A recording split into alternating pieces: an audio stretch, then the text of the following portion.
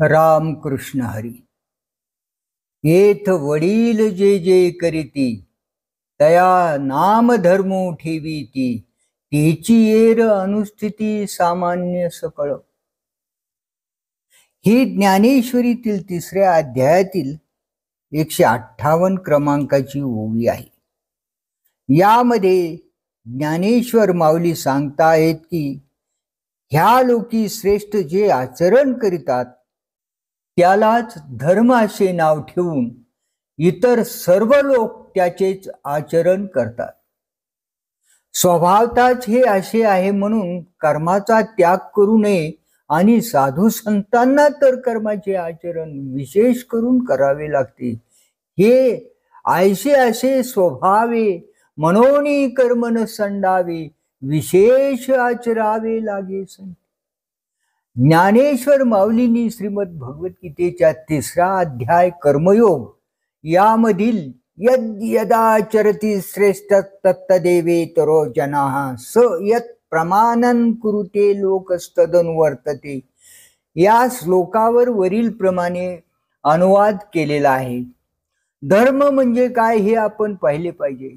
धर्म हा शब्द ध्रुव या संस्कृत धातूपासून बनला आहे, ज्याचा अर्थ धारण करणे किंवा आधार देणे असा होतो। धर्म इति धारयते याचा अर्थ असा की धर्म म्हणजे व्यक्तीला योग्य मार्गावर चालण्याचे व समाजाला एकजूट ठेवण्यास मदत करतो, त्याला धर्म म्हटले आहे। अशा व्याख्या करण्यात आलेल्या आहेत। वेगवेगळ्या लोकांसाठी धर्माची व्याख्या वेगवेगळी असू शकते। काही लोकांसाठी धर्म म्हणजे विशिष्ट श्रद्धा आणि प्रथा, तर काहीसाठी तो एक जीवनशैली किंवा नैतिक आचारसंहिता आहे। धर्मामध्ये अनेक गोष्टींचा समावेश असतो, जसे की श्रद्धा, प्रार्थना, विधी, नैतिक नियम, सामाजिक आणि सांस्कृतिक परंपरा आणि आध्यात्मिक अनुभव। धर्म लोकांना मार्गदर्शन करतो, त्यांना नैतिक आणि सामाजिक नियमांचे पालन करण्यास शिकवतो आणि त्यांना जीवनातील प्रश्नांची उत्तरे शोधण्यास मदत करतो। जगामध्ये विविध प्रकारचे धर्म आहेत, जसे की हिंदू धर्म, इस्लाम, ख्रिश्चन धर्म, बौद्ध धर्म, शीख धर्म, ज्यू धर्म इत्यादी। धर्माचा अर्थ केवळ धार्मिक श्रद्धापुरता मर्यादित नाही, तर तो सामाजिक, नैतिक आणि सांस्कृतिक मूल्यांचाही भाग आहे। त्यामुळे जे श्रेष्ठ मुख्य लोक आहेत ते जे आचरण करतात त्याचे अनुकरण सामान्य सकळजन करतात, म्हणून त्याचे सर्वांनी आचरण केले पाहिजे। विशेष करून संतांनी त्याचे आचरण विशेषत्वाने केले पाहिजे। लोक ते जे जे सांगतात, संत जे जे करतात त्याचेच अनुसरण सामान्य सकळजन करतात। लोक आंधळेपणाने आचरण कसे करतात याचे उदाहरण सांगतो। डोंगरात एक देवीचे मंदिर आहे। त्या देवीला शेंदूर लावला जायचा। नवरात्रात त्या देवीला लोक शेंदूर लावत व नारळ, गुळ इत्यादीचा नैवेद्य दाखवत असत। एका व्यक्तीने वाटीत सिंदूर कालवून आणला, देवीला लावला। नारळ फोडायचे तर हाताला शेंदूर लागलेला होता। तो लवकर निघत नाही, कारण सिंदूर तेलात मिसळून लावला जातो। तो पाण्यात हात धुवून योग्य प्रकारे निघत नाही। कापड त्याच्याजवळ नव्हते। मग तो देवीच्या मंदिराबाहेर येऊन काही कापड दिसते का, आणखी दुसरे काही दिसते का म्हणून बघू लागला। त्याला कपडा दिसला नाही। मंदिराला लागूनच एक मोठा दगड दिसला। मग त्याने त्याचे हात त्या दगडाला पुसले। मग नंतर देवीला नारळ फोडून नमस्कार करून निघून गेला। दुसरा मनुष्य आला। त्याने मंदिरात प्रवेश करताना पाहिले की आता मंदिर म्हणजे काय, खोपटासारखे डोंगरातले मंदिर, जास्त मोठे नाही, पण देवीला एक सावली आणि आडोसा अशा प्रकारचं जे असतं ते मंदिर। बाहेर एक देव आहे, त्यालाही शेंदूर लावावा लागतो असे वाटते, म्हणून त्यांनी ते बघितले. मग त्याने देवीला शेंदूर लावला व बाहेर येऊन मूर्ती पूर्वीच्या माणसाने दगडाला शेंदराचा हात पुसला होता त्या दगडाला शेंदूर लावला. नंतर देवीला नारळ प्रसाद वाहून देवीला नमस्कार केला व निघून गेला. याप्रमाणे प्रत्येक जण येऊन अनुकरण करू लागला. देवीला शेंदूर लावणे आणि बाहेर त्या दगडाला लावणे. अशा रीतीने बाहेरही एक देव तयार झाला. वास्तविक तो दगड देवीच्या मंदिरा शेजारी बाहेरचा दगड होता, पण त्याला शेंदूर एकाने लावला म्हणून दुसऱ्याने लावला, त्याचे अनुकरण लावले. असे अनुकरण करताना अशी अंधश्रद्धा होणार नाही हे पण पाहिले पाहिजे. या उदाहरणावरून लक्षात आपण हे घेतले पाहिजे. अनुसरण कसे असावे या संदर्भात आपणास ज्ञानेश्वर माऊली व निवृत्तीनाथ यांच्या मौंजीचा प्रसंग सांगता येईल. आपणास माहितीच आहे की ज्ञानेश्वर माऊलीच्या आई वडिलांना वाळीत टाकले होते, कारण ज्ञानेश्वर माऊलीचे वडील श्री विठ्ठल पंतांनी विवाहित असताना संन्यास घेतला व पुन्हा गृहस्थाश्रम स्वीकारला व त्यांना निवृत्तीनाथ, ज्ञानदेव, सोपान व मुक्ताई ही 4 अपत्य झाली. मुलांना समाजाने स्वीकारावे म्हणून विठ्ठल पंतांना देहांत प्रायश्चित्ताची शिक्षा दिली. त्यांनी देहांत प्रायश्चित्त घेतले.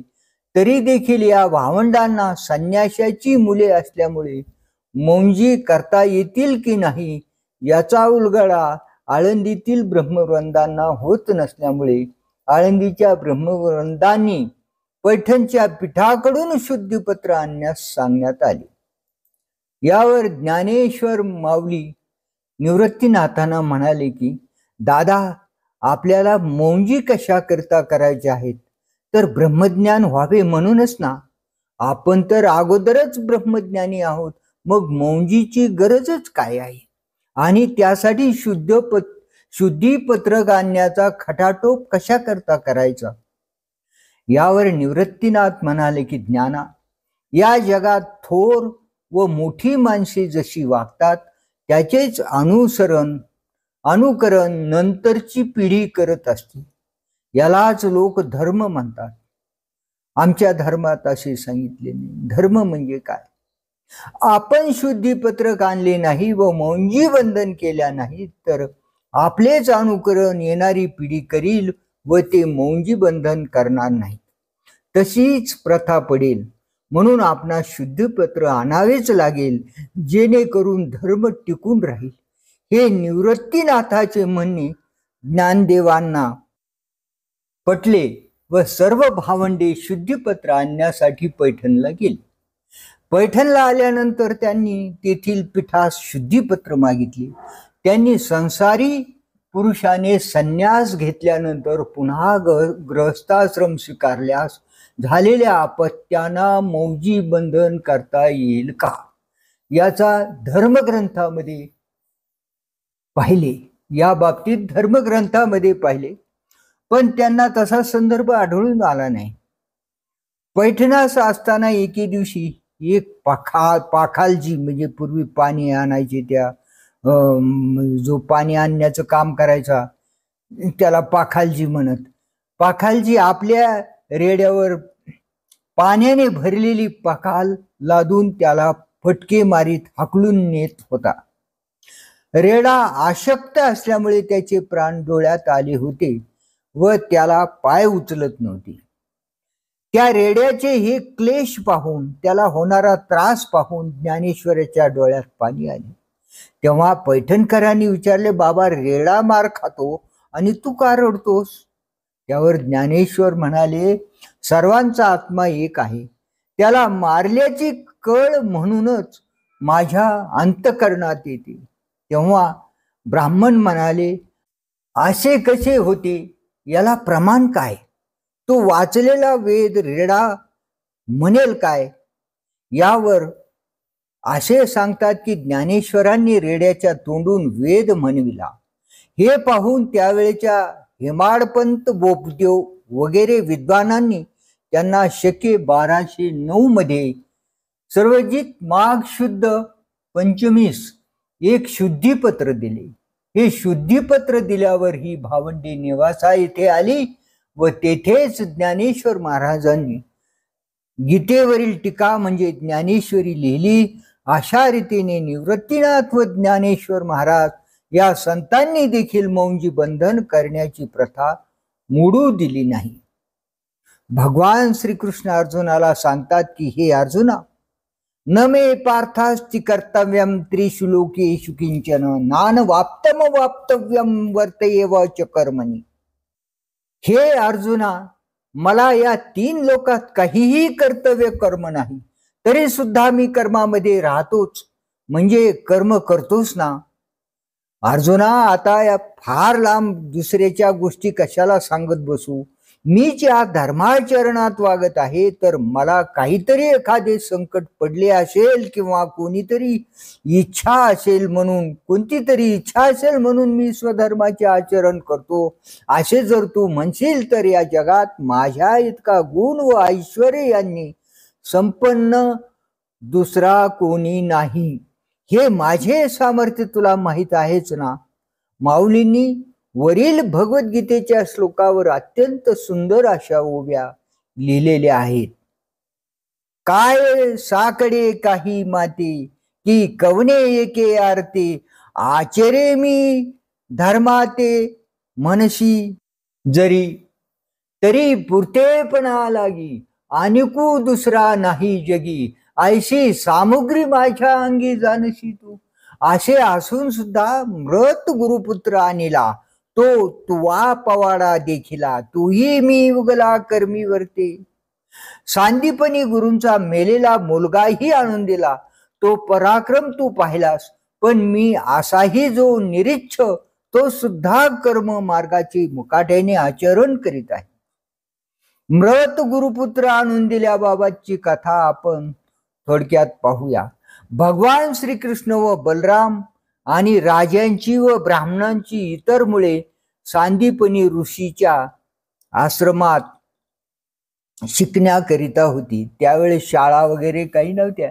त्या ऋषीकडे आश्रमात राहूनच शिक्षण घ्यावे लागत होते. सांदीपनी ऋषीचा आश्रम हा सध्याचे मध्य प्रदेशातील उज्जैन नगरीपासून साधारणपणे 7 किलोमीटर अंतरावर आहे. तेथे भक्त सुदामा या गरीब ब्राह्मण पुत्राची भेट बलराम आणि श्रीकृष्ण यांच्याशी झाली. पुढे भगवान श्रीकृष्णाची व सुदामाची मैत्री झाली. ही गोष्टही आपणास माहिती आहे. ही पूर्ण कथा येथे जर सांगितली तर विस्तार होईल, म्हणून या ठिकाणी मृत गुरुपुत्राविषयीचे कार्य श्रीकृष्णाने केले हे जाणून घ्यायचे आहे, म्हणून त्यावर लक्ष केंद्रित करूया, त्यावर फोकस टाकूया. सांदीपनी ऋषीच्या आश्रमात शिकत असताना भगवान श्रीकृष्णाने 64 दिवसात 64 कला व 14 विद्या आत्मसात केल्या. 14 विद्यामध्ये कोणत्या विद्या म्हणाल तर ते आपण थोडक्यात बघूया. 14 विद्यामध्ये 4 वेद आहेत: ऋग्वेद, यजुर्वेद, सामवेद, अथर्ववेद. 6 वेदांगे आहेत: शिक्षा, कल्प, व्याकरण, निरुक्त, छंद व ज्योतिष. आणि न्याय, मीमांसा, पुराणे, धर्मशास्त्र या 14 विद्या आणि 64 कला. आता 64 कला येथे देणे विस्ताराच्या दृष्टीने शक्य होणार नाही, म्हणून एक ओळख असावी म्हणून या ठिकाणी काही कला सांगण्यात येत आहे. 64 कलामध्ये गायन, वादन, नृत्य, नाट्य, चित्रकला, ज्योतिष, सामुद्रिक, रत्नशास्त्र, शकुनशास्त्र इत्यादी कलांचा समावेश 64 कलामध्ये होतो. जिज्ञासूंनी गुगलवर, विकिपीडियावर ह्या 64 कला पाहाव्यात. हे सर्व शिक्षण संपल्यानंतर बलराम व श्रीकृष्णांनी गुरूंना वंदन करून गुरु दक्षिणा काय देऊ म्हणून विचारले असता सांदीपनी गुरुजी म्हणाले की नक्की देशील. यावर श्रीकृष्णांनी सांगितले की मी वचन देतो, आपण जे मागाल ते मी देईन. आता या ठिकाणी मी स्पष्ट करू सांगू शकतो की 64 कला आणि 64 विद्या याचे ज्ञान गुरूंना होते. ते भगवान श्रीकृष्णालाही झाले. आता हे गुरुजी या 64 कलाची पूर्ण आपण कोणकोणत्या कला आहेत याची माहिती घेतल्यानंतर आपल्या लक्षात येईल की हे सांदीपनी ऋषी किती महान होते. त्यावेळेसचे गुरुजी तसेच विद्वान आणि अभ्यासात तरबेज होते. माणसाच्या अंगी एक जरी कला असली तरी तो जीवन तरुण जातो. एक तरी असू दे कला, नाही तरी जन्म वाया गेला. गाडगे महाराजचे भजन अत्यंत श्रवणीय आहे. तर अशा या विद्या संपन्न गुरुजींना कशाची कमी नव्हती. त्यांची एकच कमी होती आणि ते मनात त्याचा हेतू धोती मिळेल का त्याचा हेतू मनात धरून भगवान श्रीकृष्णाला सांदीपनी ऋषी म्हणाले, नक्की देशील. यावर श्रीकृष्णाने सांगितले की मी वचन देतो, आपण जे मागाल ते मी देईन. गुरु आईने सांगितले की मला काही नको, मला कशाची कमी नाही. एकच दुःख आहे, माझा पुत्र पुनर्दत्त हा इतर मुलाबरोबर स्नानाकरिता प्रभास तीर्थावर गेला असता समुद्रात बुडून मरण पावला आहे. त्याला परत आणून दे. गुरु आईंना माहिती होते की माझा पुत्र कोणीच आणून देऊ शकणार नाही. दुसरे घेऊन काय करू. श्रीकृष्णाने सांगितले की मी तुमच्या पुत्राला परत आणल्याशिवाय इथे परत येणार नाही. श्रीकृष्ण आणि बलराम प्रभास क्षेत्रात गेले असता समुद्राने श्रीकृष्ण बलराम यांना हात जोडून म्हणाले की हे जगतपती, हे त्रैलोकीनाथ, मला दर्शन देण्याची कृपा केली त्याबद्दल मी आपला अत्यंत आभारी आहे. आपणास कोटी कोटी धन्यवाद. श्रीकृष्ण म्हणाले, हे रत्नाकर, आमचे गुरु सांदीपनी ऋषी यांचा पुत्र पुनर्दत्त हा तुझ्या प्रभास तीर्थात स्नानासाठी आला होता. तुझ्या लाटा त्याला समुद्रात उडून घेऊन गेल्या. माझा तुला आदेश आहे की पुनर्दत्त जेथे कुठे असेल त्याला आणून माझ्या स्वाधीन कर. यावर आर्तस्वराने समुद्र म्हणाला,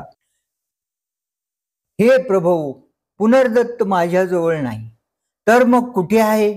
श्रीकृष्णाने विचारले. समुद्राने सांगितले की माझ्या खोल भागात तळाशी पंचजन नावाचा राक्षस आहे, त्याचेच हे काम असावे. तो नेहमी माझ्या तटावर स्नानाकरिता आलेल्या लोकांना ओढून आत नेतो व त्यांना भक्षण करतो. तो कोठे आहे असे श्रीकृष्णाने विचारला असता तो एका शंखामध्ये लहान होऊन बसला आहे असे समुद्राने सांगितले. श्रीकृष्ण व बलराम समुद्राच्या तळाशी गेले. तिथे त्यांना एक शंख दिसला. त्यांनी पंचजन राक्षसास बाहेर येण्याचे आवाहन केले. शंखाभोवती बाण मारून अग्नी निर्माण केल्याबरोबर तो राक्षस बाहेर आला आणि मनाशी म्हणाला, बरे झाले, आयती शिकार चालून आली. आता मी यांना मारणार असे मनोमन म्हणू लागला. श्रीकृष्ण व त्याचे युद्ध झाले. त्यात श्रीकृष्णाने त्याला ठार मारले. त्याच्या पोटात पुनर्दत्तची हाडे दिसली नाहीत. यावर बलरामला वाटले, आपण याला विनाकारण मारले. आपण तर गुरुपुत्र नेण्यासाठी आलो होतो, याने भक्षण केले आहे, तर मग याच्या पोटात हाडे दिसायला पाहिजे होती, ती दिसत नाहीत. म्हणून त्याला थोडा खेद वाटू लागला. पण मग श्रीकृष्णाने सांगितले की याला विनाकारण मारले नाही, तर याचा मरणकाळ जवळ आला होता. तो ज्या शंखात लपून बसत असे तो श्रीकृष्णाने घेतला व वाजविला. ब्रह्मा, महेश आदी देवांनी श्रीकृष्णावर पुष्पवृष्टी केली. मग श्रीकृष्णाने घोषणा केली की ज्या ज्यावेळी युद्ध सुरू होईल त्या त्यावेळी मी शंखध्वनी करील, असे म्हणून त्या शंखाला पांचजन्य नाव दिले. आता या संदर्भात थोड्याशा वेगवेगळ्या कथा आलेल्या आहेत. शंखरूप धारण केलेल्या पंचजन दैत्याचा वध केला व त्याच्या अस्थिचा शंख करून तो आपल्या जवळ सतत बाळगला. पंचजनाच्या अस्थिचा केलेला म्हणून त्या शंखाला पांचजन्य असे नाव पडले. या संदर्भात श्रीमद भागवत स्कंद अध्याय 10 मध्ये 45व्या श्लोकामध्ये सविस्तर कथा आलेली आहे. इथे अस्थिचा शंख केला म्हणून उल्लेख आहे, तर तिथे तो शंखात लपून बसत आहे त्या शंख म्हणून. पण तो पंचजन्य राक्षसाचा असल्यामुळे त्याला पांचजन्य हे नाव आहे. नंतर बलराम व श्रीकृष्ण यमलोकात गेले. यमराजाच्या द्वारपालांनी त्यांना दारातच अडविले व सांगितले की यमराजाचे दर्शन मेल्यावरच होते, तुम्हाला मध्ये जाता येणार नाही, तुम्ही जिवंत आहात, जिवंत माणसांना दर्शन होत नाही. मग भगवान श्रीकृष्ण म्हणाले, मग मारून टाका आम्हाला, म्हणजे दर्शन होईल. त्यावर तो द्वारपाल म्हणाला, तुमचा मरण काळ आलेला नाही म्हणून मी तुम्हाला मारू शकत नाही, असे यमाच्या द्वारपालांनी सांगितले. मग श्रीकृष्ण म्हणाले की आम्ही आत जाऊ शकत नाही, तर यमधर्माला बाहेर बोलव.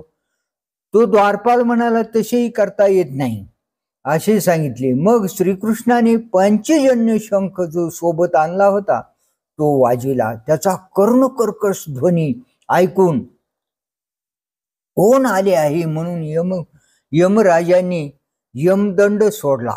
त्याचाही काही उपयोग झाला नाही. यमदंड परत माघारी आला म्हणून यमधर्म स्वतः बाहेर आले व प्रभूंना पाहून म्हणाले, हे प्रभो, हे जगतपती, हे त्रैलोकीनाथ, ही दासाची चूक क्षमा कर व माझा प्रणाम स्वीकार करा. या दासाला काय आज्ञा आहे असे यमधर्माने विचारले.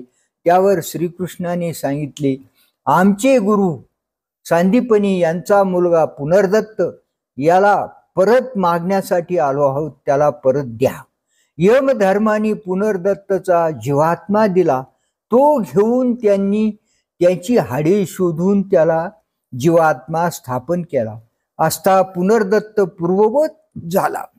मग त्याला घेऊन ते गुरुमातेसमोर गेले आणि त्यांना तो पुनर्दत्त सुपूर्द केला.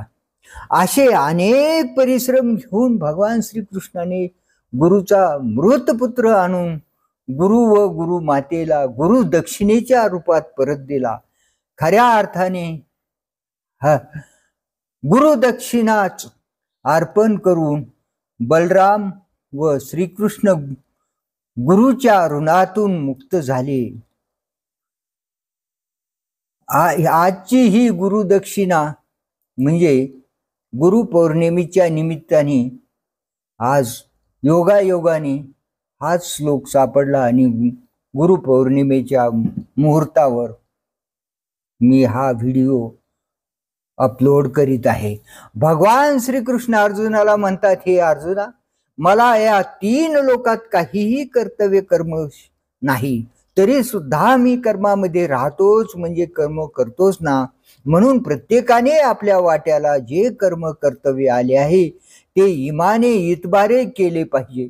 परंतु त्या एका लोक कल्याणाच्या उद्देशानेच एखाद्या सकाम पुरुषाने जसे धर्माचरण करावे तसाच मी स्वधर्माचे आचरण करतो.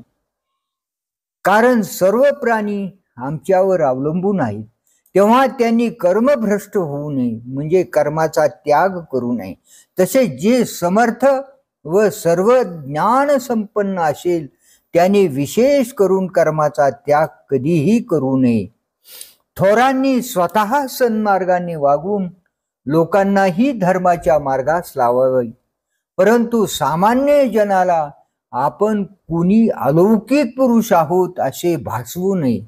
माऊली ज्ञानेश्वर महाराज म्हणतात, मार्गाधारे वर्तावे, विश्व हे मोहरे लावावे, अलौकिक नोहावे लोकाप्रती. या पुढील भाग आता पुढील व्हिडिओमध्ये अपलोड करण्यात येईल. पुंडलिक वरदा हरी विठ्ठल श्री ज्ञानदेव तुकाराम माऊली ज्ञानेश्वर भगवान की जय. रामकृष्ण हरी. रामकृष्ण हरी.